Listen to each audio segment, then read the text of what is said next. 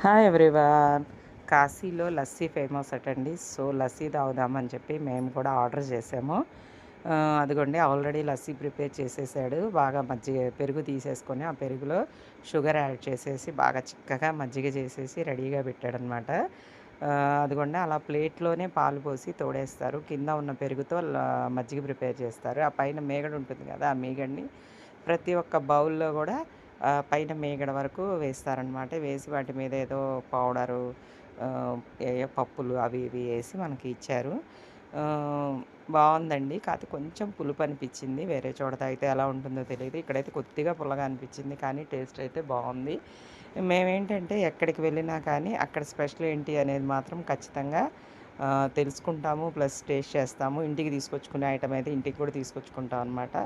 లస్సీ అయితే చాలా బావుంది. సో, కాశీ వెళ్తే ఖచ్చితంగా లస్సీ తాగండి. Thank you.